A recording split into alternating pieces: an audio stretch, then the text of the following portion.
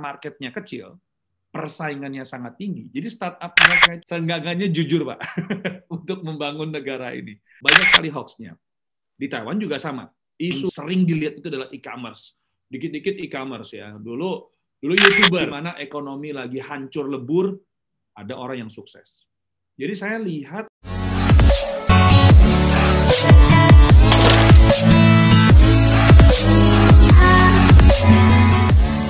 Indonesia ini kan terkenal banyak startup itu, Pak, ya.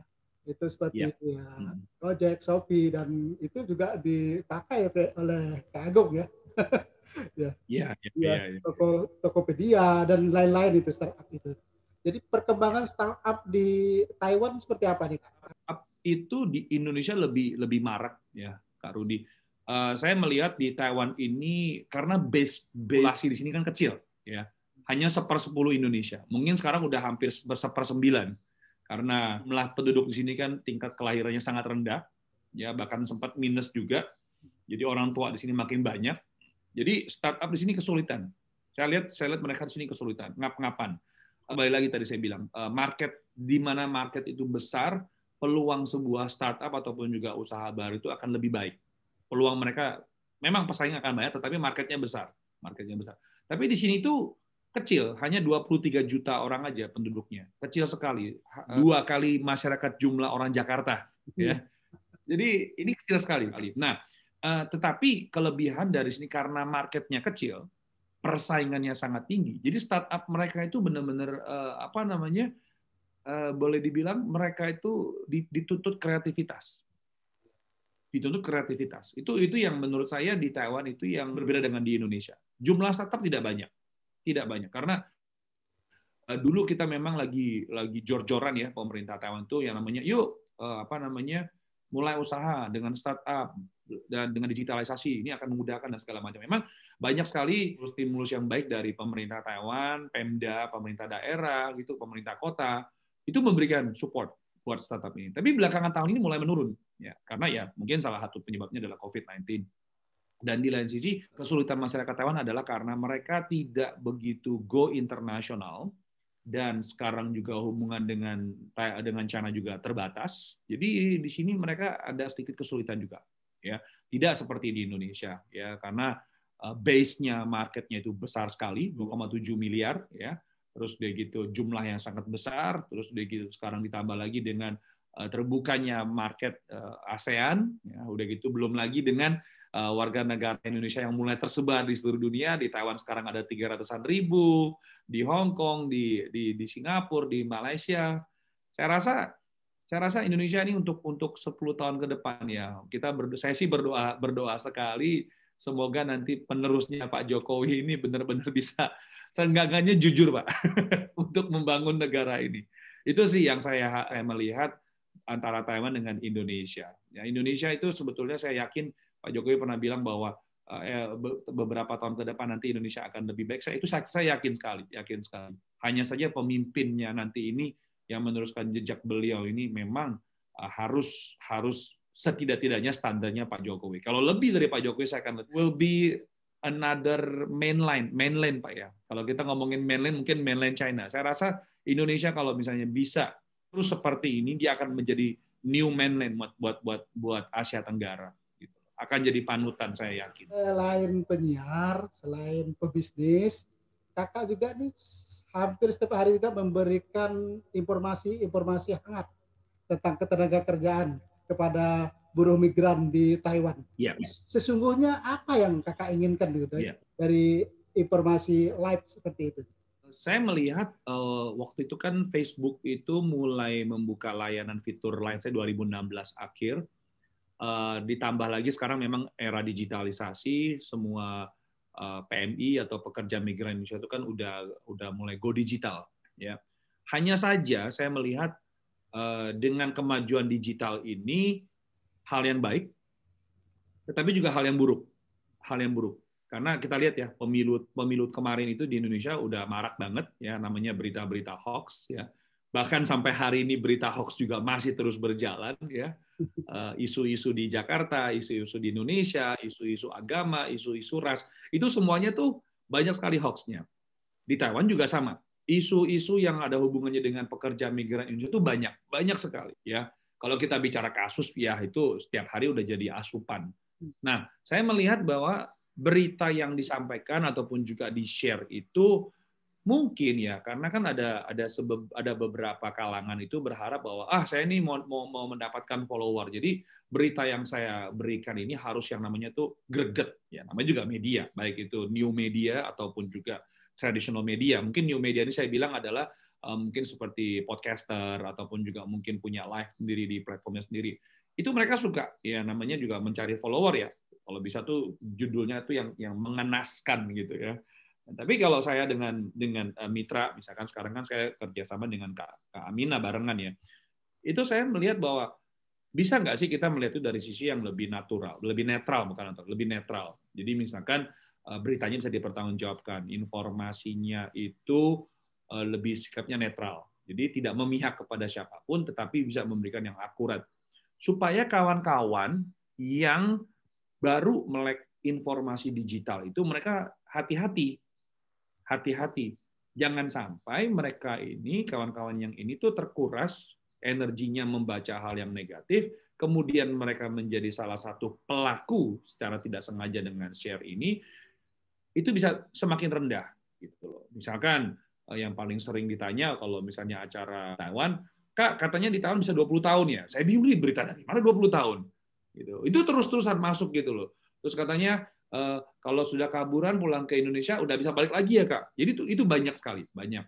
Jadi saya itu lebih banyak lebih ngambil informasi itu yang lebih netral. Kedua, ya kita akan memastikan lagi ini informasi ini dari siapa. Kita akan cek juga. Terus udah gitu berita yang duka ataupun juga itu kita jelaskan apa sih yang kita dapatkan dari sebuah kasus. Ya. Jadi sedikit sharing aja yang moga-moga aja yang dengan kekuatan yang kita miliki bisa membuat sekeliling itu lebih baik, lebih sehat, dan juga punya akal yang sehat untuk melihat sebuah kasus. Itu sih isi kita gitu. Keren. Jadi banyak hal yang baru tentunya saya dapatkan yang saya penasaran terjawab gitu. Di belakang layar itu seperti apa itu terjawab gitu. Mudah-mudahan bawel saya Kak. Kemudian ini yang terakhir nih Kak. Ini terakhir. Saya ingin Kakak itu memberikan motivasi kepada kami tentunya pemirsa, terutama ya kaum milenial lah yang tentunya akan membangun negeri ini. Seperti apa gitu Kak. Jadi ya silakan Pak pada kesempatan kali ini Kak. Motivasi mungkin bukan ya Kak. Mungkin saya sedikit sharing aja apa yang saya lihat anak-anak zaman sekarang ataupun juga milenial ataupun juga mungkin the new generation ya yang sekarang ini memang tadi Kak Rudi bilang iya membangun Indonesia. Saya rasa ini satu mungkin banyak sekali orang-orang yang bicara bilang saya mau punya usaha sendiri, saya ingin berhasil dengan berbagai macam cara. Saya melihat banyak di Indonesia itu kawan-kawan yang teman saya sendiri pun juga saya melihat ya mereka tuh udah sukses. Tetapi mereka suksesnya di bidang masing-masing. Sukses mereka di bidang masing-masing. Ya, ada yang memang di e-commerce. Yang sekarang paling sering dilihat itu adalah e-commerce. Dikit-dikit e-commerce ya. Dulu YouTuber, sekarang mulai podcast ya. Sekarang TikTokers juga. Jadi setiap era itu ada peluangnya, ada kesempatannya. Di zaman-zamannya orang-orang sukses di mana ekonomi maju luar biasa, ada yang bangkrut. Di masa di mana ekonomi lagi hancur lebur, ada orang yang sukses. Jadi saya lihat kepada passion, Pak. Kak. Jadi kepada niatnya kita sendiri ataupun juga capability kita tuh apa. Jadi kalau misalkan bisa sedikit saya gambarkan itu, sebetulnya kita harus tahu sendiri, kita ini, visi kita tuh apa sih hidup dalam hidup ini. Visi kita tuh apa. Jadi kalau misalnya kita gambarkan ya dalam bentuk segitiga, yang paling atas itu adalah visi.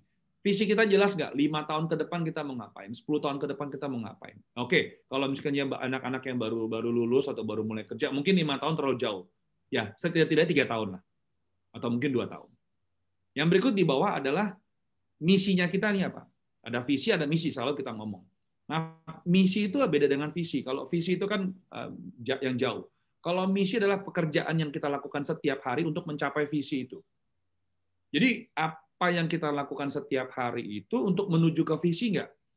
Kalau misalkan yang kita kerjakan, misalkan saya bilang, saya mau jadi 5 tahun lagi saya mau jadi seperti Kak Mary Riana, jadi seorang motivator gitu ya, ataupun juga Mario misalkan gitu loh. Tapi kerjaan yang saya lakukan setiap hari adalah ngamen gitu loh, kan nggak nyambung. Ya, jadi saya kembali lagi, saya bilang, visi kita apa, misi kita yang kita lakukan setiap hari apa. Oke, kita mau jadi seorang motivator ya, kita mulailah belajar, bukalah podcast, bukalah YouTube. Jadilah pembicara. Semua hal itu yang dimulai itu yang baru dimulai itu nggak pernah perfect, tidak pernah ada yang sempurna. Selalu akan diperbaiki. Ada haters, bakal dicela. Itu hal yang biasa. Itu hal yang biasa. Terus yang bagian sebelah sini, yang paling sebelah kini adalah kita punya value. Value-nya kita tuh apa? Kalau value kita nggak jelas, kita gimana mengerjakan kerjaan tiap hari? Gimana kita punya mimpi? Jadi ini menurut saya triangle ini ataupun juga segitiga ini yang juga saya baru dapatkan dari seorang coach ataupun juga trainer saya, pelatih saya. Ini itu mengingatkan. Jadi 3 ini loh yang paling menurut beliau itu buat hari-hari kita itu bersemangat. Hari-hari itu kita punya arti, punya makna. Jadi value itu yang juga sangat penting. Value itu kepada inner kita masing-masing. Ada orang yang mungkin value-nya itu dia memang punya suara yang bagus. Jadilah dia seorang penyanyi ataupun juga memberikan industri hiburan. Ada orang yang mungkin value-nya itu dia tuh pintar berkreativitas.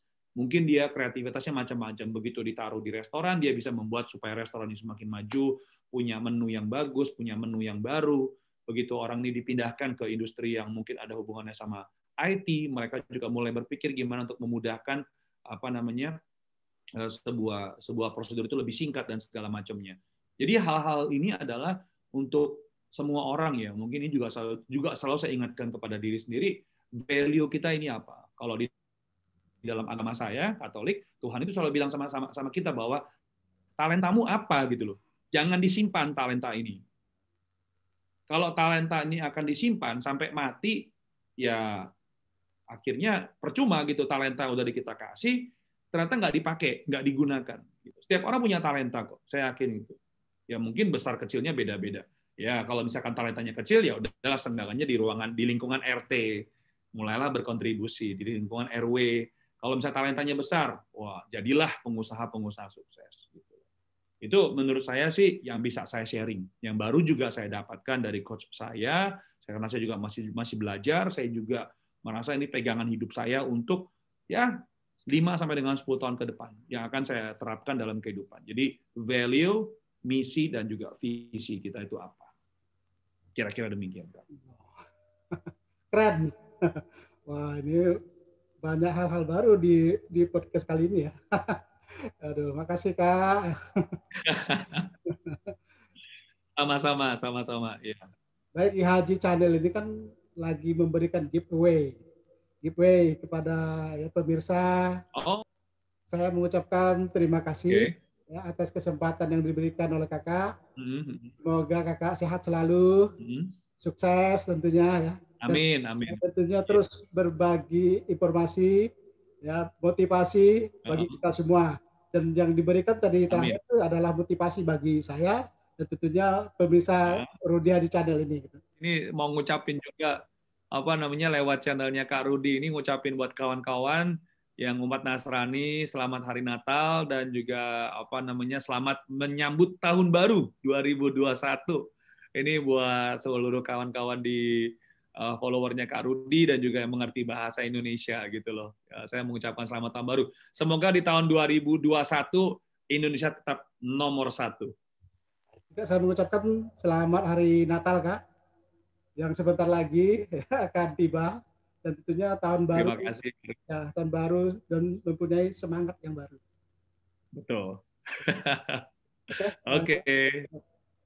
Baik, pemirsa Rudy Hadi Channel, demikian wawancara saya dengan Kak Agung Sunarto dan sampai ketemu di vlog-vlog saya berikutnya. Terima kasih. Sampai jumpa. Ya.